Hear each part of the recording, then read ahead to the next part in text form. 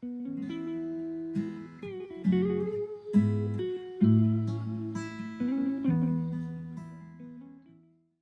vamos agora ouvir a palavra do Senhor. Eu peço que os irmãos abram em Atos 15. Quero pregar hoje sobre a igreja, sobre como nós pensamos a igreja, deixar claro que o Senhor Jesus habita na igreja.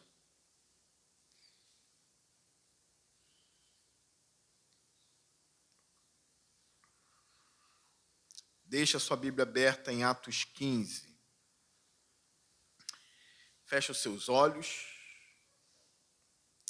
Senhor Deus, eu peço que eu seja um instrumento em tuas mãos agora. Livra os meus lábios da tolice, das heresias. Eu quero ser fiel à tua palavra e que o teu Espírito me conceda isso. Que os corações sejam convencidos e atraídos, Senhor, pela tua palavra e descobrindo, ó Deus, como é biblicamente uma igreja e através disso que surge amor no coração deles pela igreja. É a minha oração, no nome santo de Jesus. Amém. Irmãos, não é novidade para vocês que a igreja é muito valiosa, que Jesus passeia na igreja, como a gente estudou em Apocalipse. A igreja é muito importante. Jesus está onde a igreja está. Ele prometeu estar com a igreja pelos séculos dos séculos. A Bíblia também fala que é o Espírito Santo que coloca os bispos na igreja. A atuação do Espírito na igreja é verdadeira. Ele é ativo nessas coisas da igreja, levantar os seus líderes, colocar bons pastores. O Espírito Santo está envolvido na igreja de uma forma impressionante. Deus ama a igreja. A Bíblia fala que a igreja é a casa de Deus. A Bíblia fala que a igreja é o firme fundamento da verdade, a coluna e o fundamento da verdade. Então a gente precisa saber um pouco mais o que é a igreja, o que nós pensamos sobre a igreja, através da luz que a Bíblia nos dá sobre eclesiologia, que é a doutrina da igreja. Eu abri em Atos 15 aqui, para defender algumas coisas para nós, para que fique bem centrado as coisas que eu vou falar aqui, ou bem sólidas essas coisas em nossa igreja, tá bom? Então, olha só. Existem alguns governos de igreja espalhados por aí. Eu quero deixar muito claro para vocês que eu creio que toda a igreja protestante é igreja de Deus. Eu creio que a Assembleia de Deus é de Deus. Eu creio que a presbiteriana é de Deus. A congregacional, a nazareno, a metodista. Todas as igrejas protestantes são igrejas verdadeiras. Mas eu preciso colocar aqui algo que eu creio, algo que muitos já estão batendo nessa tecla e já estão reconhecendo isso. Dentro do governo da igreja, dentro daquilo que a gente chama de eclesiologia, a igreja batista é a igreja bíblica. Nós não somos batistas à toa. Nós entendemos que dentro daquilo que as escrituras do Novo Testamento ensinam sobre o que é a igreja, nós acreditamos e entendemos que os batistas chegaram mais perto daquilo que os apóstolos conheciam como igreja. Nós temos alguns governos de igrejas por aí. Por exemplo, eu posso chamar o governo da igreja católica de monárquico. É uma monarquia. O Papa é o rei do Vaticano e, com isso, o rei da igreja. Coisa que eu reprovo e não admito. De alguma forma, o catolicismo é um tipo de cristianismo. É cristianismo. Mas eu me coloco do lado de Vantil. É um cristianismo, e aqui eu uso as minhas palavras, né? Rasteiro, bem no chão. Quase uma caricatura daquilo que a gente entende como cristianismo. Existem, e aqui eu defendo isso, pode ser polêmico, tem gente salva lá dentro, eu acredito nisso. Tem gente salva, mas não são conformados com o que a Igreja Católica tem feito e nem com o governo da Igreja Católica. A Igreja Assembleia de Deus, que é uma Igreja de Deus, não estou colocando no nível da Igreja Católica, nem estou usando comparação aqui, colocando em pé de igualdade, não. A Assembleia de Deus é uma Igreja de Deus, como diz o nome, Assembleia de Deus, é de Deus. Mas o governo da Igreja Assembleia de Deus não é bíblico. Não é um governo, estou falando de eclesiologia, não estou falando que a Assembleia de Deus não é uma igreja da Bíblia. É da Bíblia, ama a Bíblia, ama o Espírito Santo, ama Jesus, mas o governo dela nós não encontramos no Novo Testamento, porque é um governo episcopal. O que seria um governo episcopal? Tem um líder, um cabeça, que dirige o rumo da igreja. Normalmente ele é o fundador da igreja. Os filhos herdam a igreja, passa de pai para filho. Quando não acontece isso, o homem que dirige a igreja, que é o ancião da igreja, ele manda e desmanda.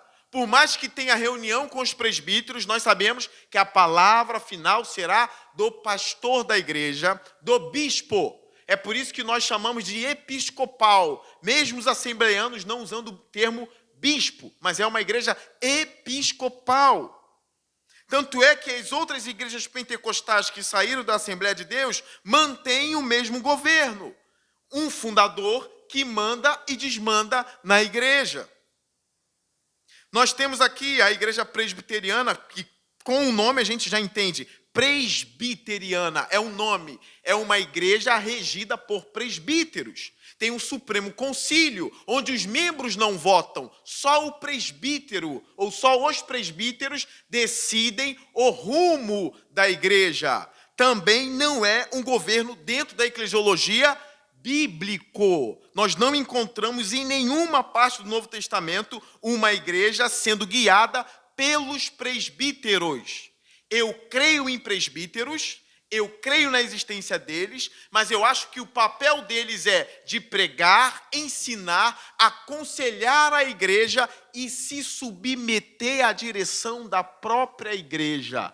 A igreja no Novo Testamento é a última instância para decidir o seu próprio rumo. Lembrando, guiada pelos presbíteros, guiada pelos pastores, ouvindo os seus líderes. A igreja ouve os seus líderes. A igreja no Novo Testamento ouvia os apóstolos, ouvia o conselho dos apóstolos, ouvia o conselho dos presbíteros, mas a igreja decidia o que fazer. Então eu também não tenho esse governo sinodal como o governo do Novo Testamento. Eu não entendo que seja bíblico esse modelo, eu não o acho em nenhum lugar das Escrituras. Qual é o governo da igreja para mim?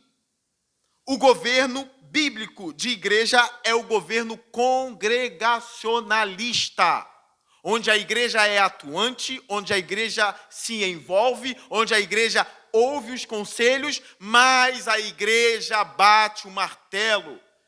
Eu acredito na divisão das funções. Eu acredito na função executiva exercida pelo presbítero. Eu acredito na função legislativa exercida por Cristo, que é o legislador, que nos entregou as suas leis. E eu acredito também na função judiciária, que é a função da igreja, de bater o martelo. A igreja acolhe os membros, a igreja exclui os membros. A igreja perdoa os pecados, a igreja não perdoa os pecados. A igreja liga e a igreja desliga. Não são os presbíteros que ligam e desligam. É a igreja que bate o martelo final. Jesus passeia nos candelabros, que é na igreja. O Espírito Santo atua na igreja. A igreja é a casa de Deus. Não os presbíteros, não o Papa, mas a igreja recebe sabedoria do Espírito Santo. É o governo congregacionalista que nós encontramos no Novo Testamento. Respeitamos os governos da igreja. A única que eu coloco aqui como uma igreja absolutamente fora dos parâmetros do Novo Testamento é a igreja católica, no seu conjunto. A igreja presbiteriana de Deus, protestante. Assembleia de Deus, protestante, metodista. Nós entendemos que alguns simplesmente discerniram e entenderam errado a eclesiologia da igreja, mas em outras partes acertaram muitas coisas. Eu acredito que algumas igrejas acertaram até mesmo na busca pelos dons espirituais, enquanto outras esqueceram isso. É uma matéria importantíssima. E a gente caminha assim, uns acertando, outros errando, mas para mim é uma matéria muito importante, essa matéria da eclesiologia, para a gente entender como se comportar na igreja de Deus. Atos 15 é o Concílio de Jerusalém. É um texto muito usado para dizer que os presbíteros guiam a igreja, ou até mesmo dá para dizer que um homem guiou a igreja aqui, como o bispo da igreja. Esse homem seria Tiago, e alguns podem até entrar na discussão, olha, não tem como Pedro ser o Papa, porque Tiago é o último a falar no concílio, e não Pedro. Parece que Tiago bateu o martelo, mas só parece. Parece que os presbíteros decidiram sozinhos, mas só parece. Nós vamos entender o texto. Olha o que está acontecendo aqui para gerar um concílio. Olha o versículo 1 do capítulo 15. Alguns homens desceram da Judéia para Antioquia e passaram a ensinar aos irmãos: se vocês não forem circuncidados conforme o costume ensinado por Moisés, não poderão ser salvos. Olha só, se não for circuncidado, não tem salvação. Isso é uma heresia. Versículo 2. Isso levou Paulo e Barnabé a uma grande contenda e discussão com eles. Assim, Paulo e Barnabé foram designados junto com os outros para irem a Jerusalém, tratar dessa questão com os apóstolos e com os presbíteros. Olha o texto, vai dando margem, mas a gente precisa continuar a leitura. Olha o versículo 3. A igreja os enviou e, ao passarem pela Fenícia e por Samaria, contaram como os gentios tinham se convertido. Essas notícias alegravam muito a todos os irmãos. Chegando a Jerusalém, foram bem recebidos pela igreja, pelos apóstolos e pelos presbíteros, a quem relataram tudo o que Deus tinha feito por meio deles. Nesse concílio, nesse supremo concílio, a igreja não está, ou não estão só os apóstolos, e não estão só os presbíteros, a igreja está no supremo concílio. O apóstolo Paulo vai falar para os presbíteros, para os apóstolos e para a igreja. O texto é muito claro, ele relata tudo aos apóstolos, aos presbíteros e à igreja. Ele é recebido pela igreja, pelos apóstolos e pelos presbíteros. Toda a igreja junta para decidir algo importantíssimo sobre o seu próprio rumo. Continua a minha defesa. Versículo 5. Então se levantaram alguns do partido religioso dos fariseus. Mais uma prova de que não estavam só os presbíteros. Esses fariseus, que de alguma forma tinham se convertido a Cristo, têm lugar de fala na Assembleia. E eles dizem o seguinte: é necessário circuncidá-los e exigir deles que obedeçam à lei de Moisés? Os apóstolos e os presbíteros se reuniram para considerar essa questão. Depois de muita discussão, Pedro levantou-se e dirigiu-se a eles: irmãos, vocês sabem que há muito tempo Deus me escolheu dentre vocês para que os gentios ouvissem de meus lábios a mensagem do evangelho e crescem. Deus, que conhece os corações, demonstrou que os aceitou, dando-lhes o Espírito Santo, como antes nos tinha concedido. Ele não fez distinção alguma entre nós e eles, visto que purificou os seus corações pela fé. Então, por que agora vocês estão querendo tentar a Deus, pondo sobre os discípulos um jugo que nem nos... Minha Bíblia é muito sublinhada. Nem nós, em nossos antepassados, conseguimos suportar. De modo nenhum, cremos que somos salvos pela graça de nosso Senhor Jesus, assim como eles. Olha, é um assunto importantíssimo. A salvação é somente por Jesus ou é pelas obras e por Jesus juntamente? É só por Jesus. A igreja precisa estar envolvida nessa discussão. A igreja precisa saber o que está acontecendo. E a igreja está ali participando dessa mega e máxima discussão sobre o que a igreja vai pregar, sobre o que os apóstolos vão pregar, sobre o que o Espírito Santo vai fazer e sobre o que o Jesus quer que seja pregado nas mensagens dos apóstolos. A igreja envolvida junto com os seus líderes. Versículo 12. Toda a assembleia ficou em silêncio. Que a igreja repita comigo. Versículo 12, todos juntos. Toda a assembleia ficou em silêncio. Essa assembleia é composta por quem? Versículo 4. Igreja, apóstolos, presbíteros. Não tem só um homem guiando aqui as coisas.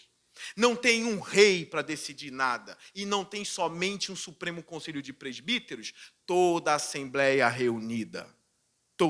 Os presbíteros são membros da igreja. Não são um departamento à parte. São membros da igreja. Os apóstolos são membros da igreja. Toda a assembleia ficou em silêncio, enquanto ouvia Barnabé e Paulo falando de todos os sinais e maravilhas que por meio deles Deus fizera entre os gentios. Quando terminaram de falar, e aqui alguns defendem que Tiago é o bispo, Tiago tomou a palavra e disse: irmãos, ouçam-me. Simão nos expôs como Deus. Parece que Tiago é o que dirige a assembleia, né? Olhando assim, parece que ele está dirigindo a assembleia. Irmãos, ouçam-me. Simão nos expôs como Deus, no princípio voltou-se para os gentios, a fim de reunir dentre as nações um povo para seu nome. Concordam com isso as palavras dos profetas, conforme está escrito? É óbvio, não pode faltar a Bíblia nas assembleias, né? A Bíblia tem que ser dita nas assembleias. A assembleia precisa ser moderada também pela Bíblia, porque eu creio no poder legislativo, eu creio que a Bíblia é soberana também na igreja. Versículo 16. Depois disso voltarei e reconstituirei a tenda caída de Davi.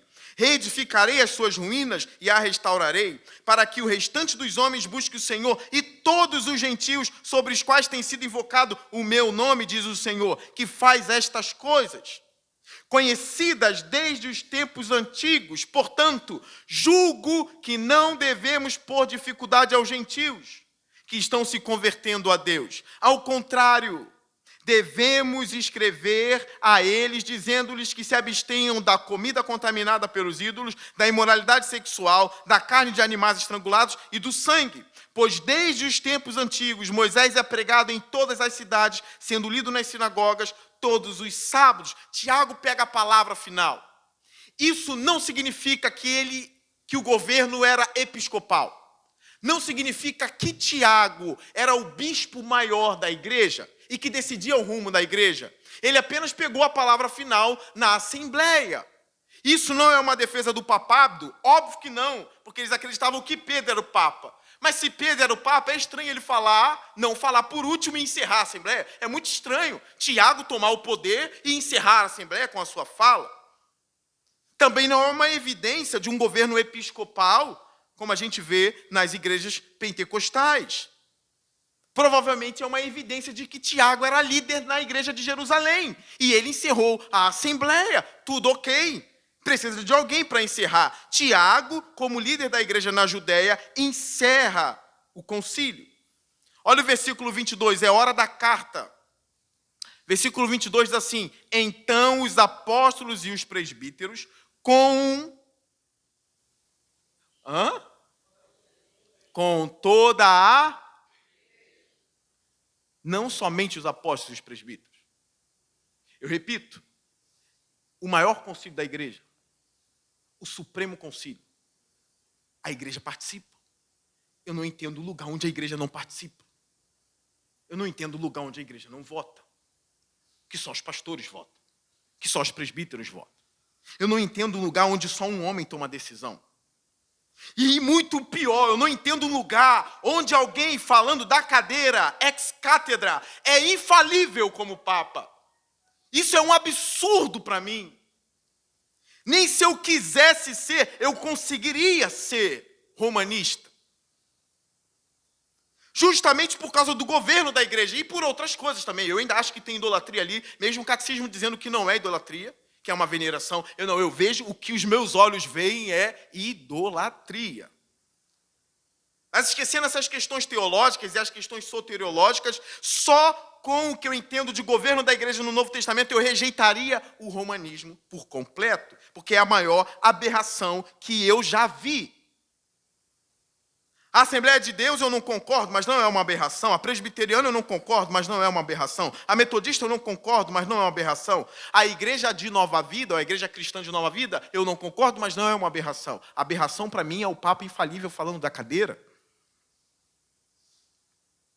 Só que aqui é uma prova clara de que a igreja participa do Supremo Concílio e decide os seus meios, ou, na verdade, os seus passos. É por isso que os batistas entenderam e fizeram esse governo congregacionalista, com a assembleia, onde os pastores estão presentes, onde a igreja está presente, onde o pastor guia a igreja na decisão e a igreja decide o seu rumo final. O nome desse governo é o governo congregacionalista, ou congregacional democrático, porque tem decisão de várias pessoas ou de toda a membresia da igreja. Gravem isso. O governo da nossa igreja aqui é um governo congregacionalista. O que não significa? Não significa que a igreja não vai ser guiada pelo que Pedro falou. Vocês estão me entendendo? Pedro tem voz, porque Pedro é presbítero e Pedro é apóstolo. Ele tem que falar na assembleia. O novo convertido, ele pode até falar, mas eu acho que ele não tem muito a falar nessa hora, né?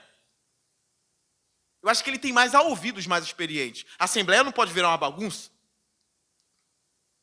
Os presbíteros têm voz na assembleia. E eu ainda defendo que eles vão guiar a igreja e vão colocar as melhores possibilidades para a igreja decidir. Eles têm poder de exortar a igreja. Não faça isso, isso é heresia. Eles têm esse poder de pregar a palavra, de exortar, de corrigir. E uma igreja saudável vai ouvir os seus discípulos. Uma igreja que não é saudável vai desprezar o apóstolo Paulo, como ele foi desprezado em Corinto. Uma igreja que não é saudável vai desprezar os seus homens de Deus, e então ela estará fadada ao fracasso, como a gente vê as igrejas em Apocalipse.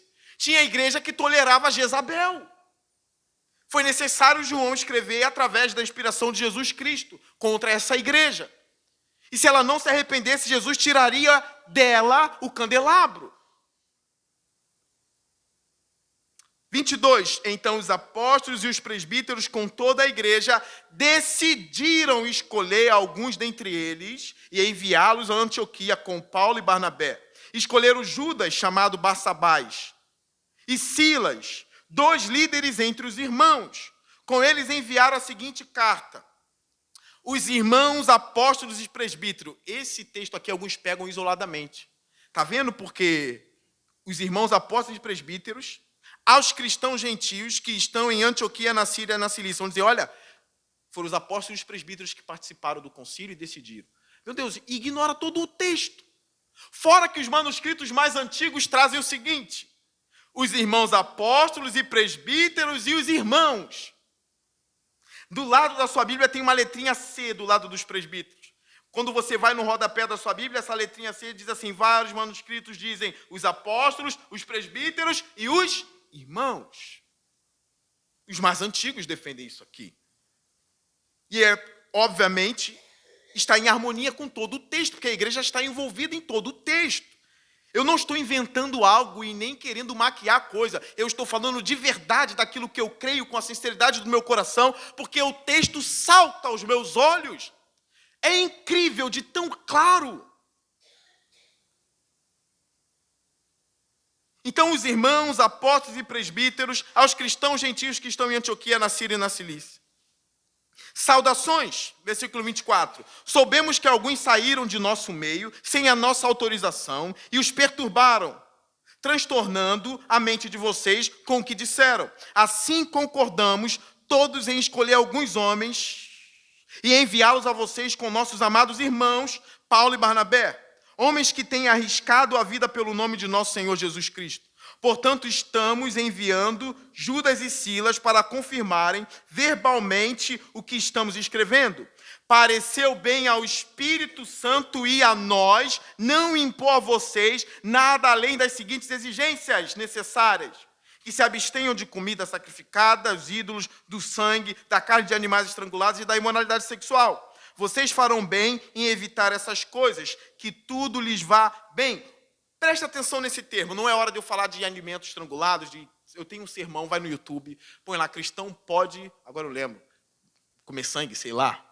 Escreve isso no YouTube, lá na página da nossa igreja, tem um sermão só explicando se pode ou não pode. Eu não vou dizer agora se pode ou não pode. Vá assistir o sermão. Isso vai tirar vocês da preguiça. Preste atenção no versículo 29. Pareceu bem ao Espírito Santo e a nós. Como eu interpreto isso aqui? A nós líderes. E como eu vejo a forma que eles colocam o Espírito Santo aqui? A minha tese. O Espírito Santo entra porque houve unanimidade. Ficou claro a todos, e os apóstolos e os presbíteros detectaram, o Espírito está aqui. E toda a igreja consentiu naquilo. Não é Jesus mais circuncisão, é só Jesus. Só Jesus salva o homem. Porque eu não vejo o Espírito Santo aparecer numa nuvem no meio da igreja e dizer, ouça Pedro e Tiago, ouçam presbíteros, e ouça a igreja, porque a igreja está no Supremo Conselho. Eu não imagino uma fumaça ou uma pomba descendo, ouça. Pareceu bem a mim também, eu concordo com vocês. Eu acredito que tinha oração envolvida, apesar de não aparecer aqui, mas a unanimidade entre os presbíteros, a unanimidade entre os apóstolos e a bênção da igreja fez com que eles escrevessem, pareceu bem ao Espírito Santo e a nós. O Espírito é ativo na igreja. Lembrando que isso aqui é totalmente coerente com a doutrina do Novo Testamento em relação à igreja. Porque Paulo, no capítulo 20 de Atos, vai falar que o Espírito Santo que coloca os bispos na igreja. Mas eu nunca vi nenhum texto do Espírito Santo vir como uma pomba e pousar. É esse que será o pastor. Esse. Não, eles detectam. A igreja detecta e diz, aquele homem maneja bem a palavra, ele é íntegro, ele governa bem a casa dele, levanta ele é levantado. Imposição de mãos. Quando o texto bíblico diz assim, não imponhas as suas mãos precipitadamente sobre a cabeça de alguém. Não está dizendo que eu não posso colocar a mão na cabeça de um membro da igreja e orar por ele. Está dizendo que eu não posso ordenar um pastor de forma precipitada. Imposição de mão significa consagração ao ministério também. Eu não posso do nada pegar alguém aqui, precipitadamente dizer, vamos fazer um concílio para ele e vamos ordená-lo. Não posso. Ele precisa passar por um exame para isso, para mostrar que é fiel verdadeiramente. E assim também com os diáconos. Então o Espírito Santo está na unanimidade, na concordância dos apóstolos, na concordância dos presbíteros e na concordância da igreja. Esse texto para mim já basta. Já deixa muito claro que a igreja participa do seu rumo, junto dos seus líderes. Mas eu queria levar vocês a mais um texto, e eu tenho mais 5 minutos. Eu queria levar vocês aqui a Mateus 16. Venha comigo, vamos fazer um exercício muito rápido. Muito rápido. Mateus 16. Quem não conseguir ser rápido nesse manejo da Escritura, olhe para o telão da igreja que vai aparecer. Vamos lá, Mateus 16, a partir do versículo 15. Repara que eu nem bebi água. Isso é um exercício que eu faço também. Tem que aprender a pregar de boca seca. Estou doido para beber água. Mas eu não gosto de perder a dinâmica. Eu já me exercitei. É possível pregar de boca seca. Se ficar toda hora parando e bebendo água, a igreja dorme. Aprendam isso, pregadores. Passem sede para a igreja ficar acordada. Como estão aqui, né? E o assunto não é nem polêmico, ou é? Vamos ler. Mateus 16, versículo 15. E vocês, perguntou ele, Jesus dizendo, tá? Quem vocês dizem que eu sou? Simão Pedro respondeu, tu és o Cristo, filho do Deus vivo. Respondeu Jesus, feliz é você, Simão, filho de Jonas, porque isto não lhe foi revelado por carne ou sangue, mas por meu Pai que está nos céus. Eu lhe digo que você é Pedro, e sobre esta pedra edificarei a minha igreja, e as portas do Hades não poderão vencê-la. Eu lhe darei as chaves do reino dos céus. O que você ligar na terra terá sido ligado nos céus. E o que você desligar na terra terá sido desligado nos céus. Está a base aqui para os católicos. Pedro é o Papa, o que ele liga está ligado, o que ele desliga está desligado. Eu entendo que, de alguma forma, Pedro aqui está simplesmente representando um colégio apostólico. Jesus vai falar algo parecido em João, capítulo 20, versículo 21 e 22. Evangelho de João, pertinho de Mateus. Alguns textos que muitas pessoas não entendem, eu estou tentando esclarecer hoje aqui para vocês. João 20. Olha para o telão. Capítulo 20, versículo 21 e 22. Diz assim: depois da ressurreição de Cristo, novamente Jesus disse: Pai, seja com vocês, assim como o Pai me enviou, eu os envio. E com isso soprou sobre eles e disse: recebam o Espírito Santo. Se perdoarem os pecados de alguém, estarão perdoados. Se não perdoarem, não estarão perdoados. Eu pergunto, Pedro está sozinho aqui? Pedro está sozinho? Óbvio que não. Se você olhar na sua Bíblia, está grifado lá com negrito. Jesus aparece aos discípulos, no plural. Tanto é que a palavrinha perdoar aparece aqui no plural. Se perdoarem. Então ele não está falando para Pedro, ele está falando para os apóstolos. Então se os apóstolos perdoarem, estão perdoados os homens. Se os apóstolos não perdoarem os homens não estão perdoados. Eu acredito que aqui os apóstolos já são uma representação da igreja. Porque se a gente voltar para Mateus, eu prometo é o último texto de Mateus, Mateus, capítulo 18, nós vamos ver agora que a igreja é a última instância. Não é Pedro, não são os apóstolos, a última instância é a igreja. 18:15, Mateus. Diz assim: se o seu irmão pecar contra você, vai a sós com ele e mostre-lhe o erro. Se ele o ouvir, você ganhou seu irmão. Acabou, tá ganho, acabou, tá? Mas se ele não ouvir, leve consigo mais um ou dois outros, entende? Já estou começando a mostrar aqui um colegiado, né? Leve mais um ou dois outros, de modo que qualquer acusação seja confirmada pelo depoimento de 2 ou 3 testemunhas. Se ele se recusar a ouvi-los, conte aos presbíteros? Não. Conte aos apóstolos? Não. Conte à igreja. Conte ao Papa? Não. Conte à igreja. E se ele se recusar a ouvir a igreja, vá à última instância, aos presbíteros. Não. Vá a Tiago, o bispo. Não. Vá a Pedro, o Papa. Não. Se ele se recusar a ouvir também a igreja, trate-o como pagão ou publicano, a última instância a igreja. Se ele não ouve a igreja, ele é desligado da igreja.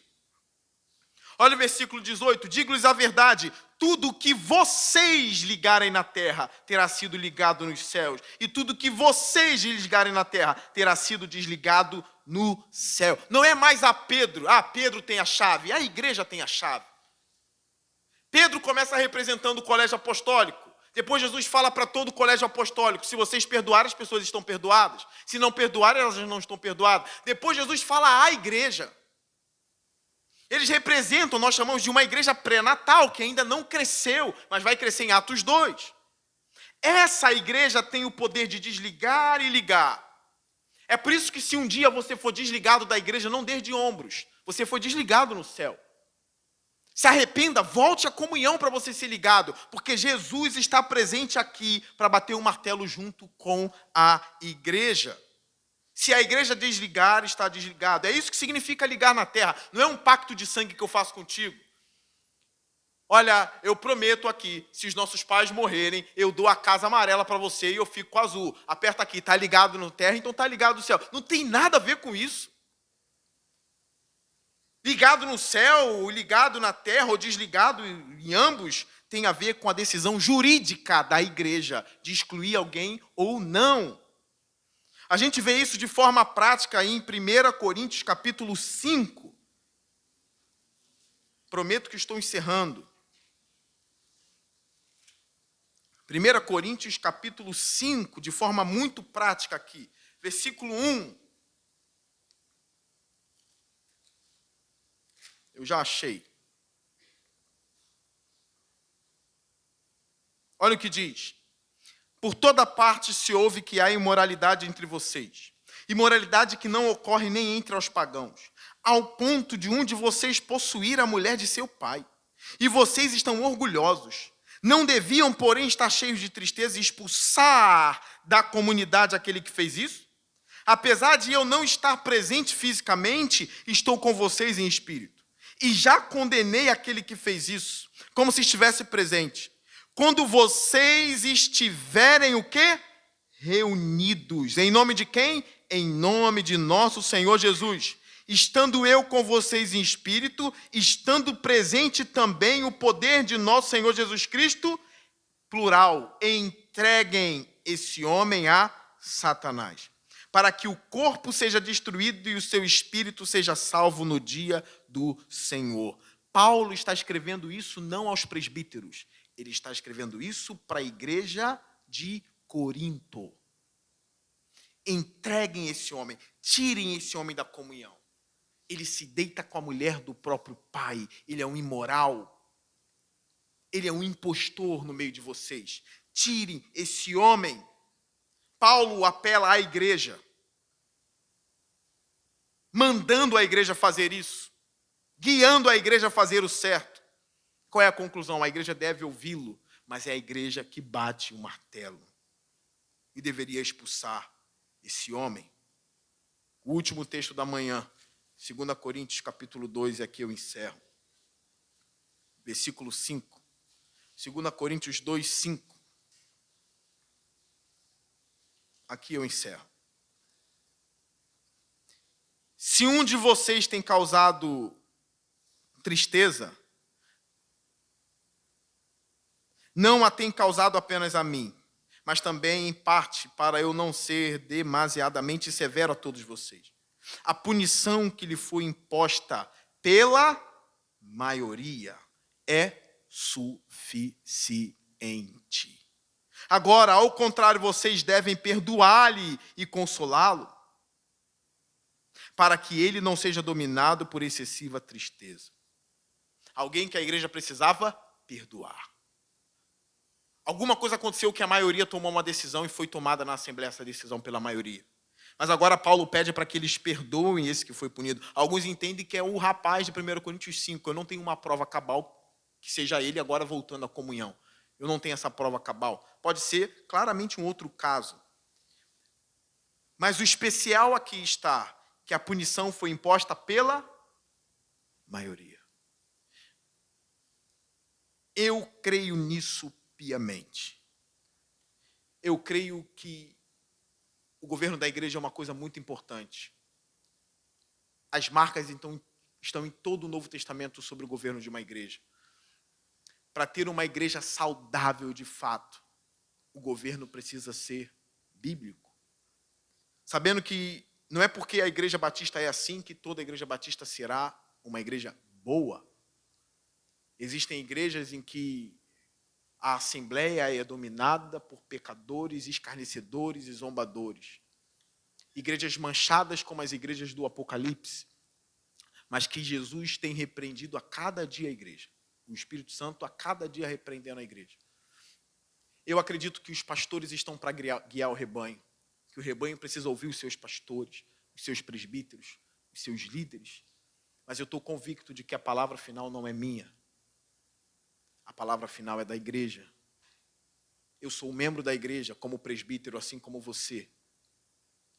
Aqueles dotados de mais conhecimento falam na assembleia no determinado assunto importante. A igreja precisa ouvir os mais experientes, porque bater o martelo é uma coisa muito séria. Você que é da Igreja Batista, serve para amar cada vez mais a sua comunidade. Você é especial ao ponto de participar dos supremos concílios da sua igreja. Você se torna um membro de uma igreja batista, tudo aqui é seu. O ar-condicionado é seu. As lâmpadas são suas. O piso é seu. Tem o seu voto nisso tudo. Você tem o direito de ler os livros de contas da igreja. É uma forma clara e segura para a igreja. Portanto, a Bíblia exorta, seja submisso aos seus pastores. A Bíblia equilibra para que a igreja também, um membro da igreja não ache que é o dono, ou 5 membros acham que é o dono. Não é assim, está tudo errado. É necessário a voz dos presbíteros para guiar a igreja. Não fazendo um supremo concílio, mas dentro da comunidade, os presbíteros guiando e ajudando a igreja a tomar decisão. É uma doutrina linda, é um governo lindo de igreja, onde o Espírito Santo atua, toda a igreja participa, os presbíteros são abençoados, a igreja é abençoada e Jesus está alegre, tomando as decisões juntamente com a igreja. Espero ter abençoado vocês. Entenda o valor da nossa igreja, entenda o valor de uma igreja batista bíblica. Não despreze isso. Eu tentei me esforçar. É claro que existem mais coisas a serem faladas, muito mais coisas a serem faladas. Eu tentei falar em 35 minutos para vocês. Dei o meu melhor em apenas 35 minutos. Bom, espero um dia poder ter 3 horas para falar sobre isso. Deus abençoe vocês. Fiquem de pé. Vamos orar.